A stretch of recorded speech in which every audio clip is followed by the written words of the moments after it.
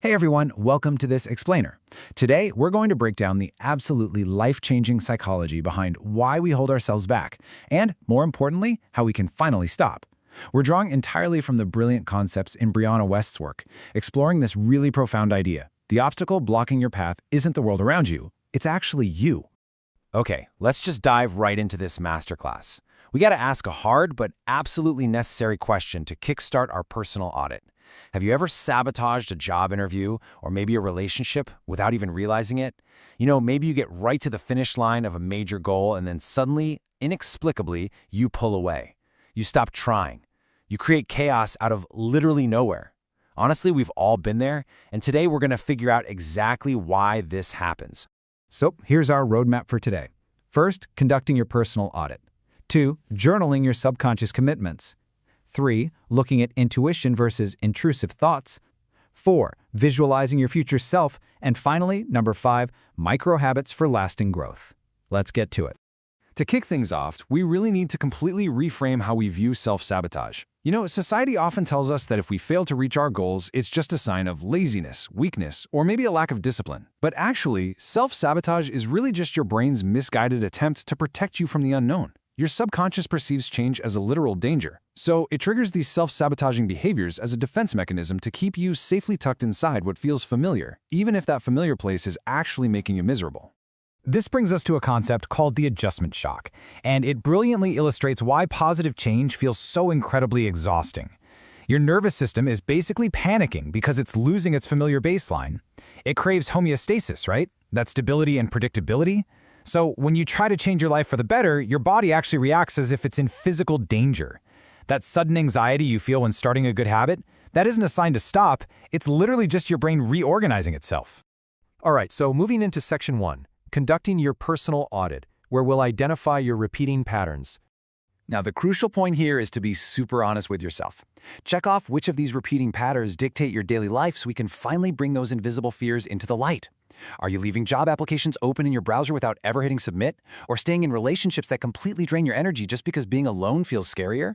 Or hey, maybe you plan a massive lifestyle overhaul every Sunday only to completely abandon the whole shebang by Wednesday. Look, we've all done it.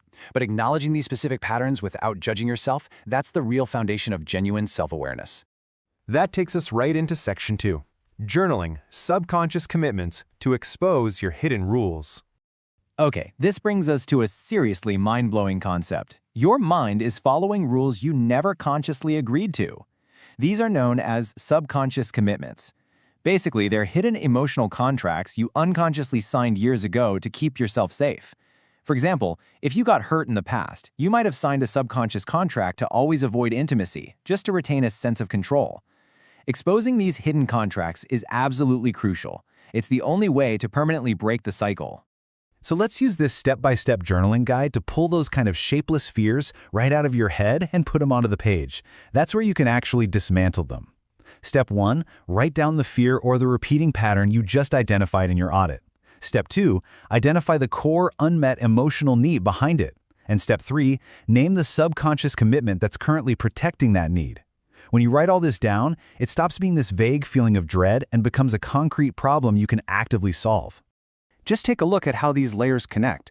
They perfectly map out the hidden architecture of your internal mountain. If your surface behavior is overworking, well, your root fear might actually be a profound fear of loneliness, and that results in a commitment to avoid intimacy by always just being too busy. Or if you're a people pleaser, your root fear is likely rejection, and your subconscious commitment is a desperate cling to safety. Once you see this map laid out like this, your behaviors finally make logical sense, don't they? Moving on to section 3, intuition versus intrusive thoughts. Let's decode those emotional signals. I absolutely love this quote right here. Your emotions are not problems to be solved. They are messages to be understood. As we learn to listen to these internal signals, we start to realize that emotions like anger or guilt aren't actually trying to hurt us. Anger is really just a compass, pointing out a crossed boundary. And guilt? That just shows you where one of your deeply held values was violated. So instead of suppressing these feelings, we really need to pause and ask them what they're trying to teach us. But here's the tricky part. How do we know which inner voice to actually listen to? This comparison is critical for your audit. We have to learn to differentiate the quiet truth of our intuition from the loud panic of past trauma. Genuine intuition is calm, clear, stable, and totally rational, even if it's telling you a hard truth you really don't want to hear. Fear-based intrusive thoughts, on the other hand, they are loud, repetitive, panicked, and they always urge an immediate escape. So when you feel panic, just pause. That's trauma talking, guys, not your intuition. All right, Section 4, visualizing your future self. This is all about building the identity you actually want. This profound statement from Brianna Wiest hits really hard. Your new life is going to cost you the old one. It's a great reminder that you cannot build a new future using the exact same mindset, the same habits, and the same comfort zones that shaped your past.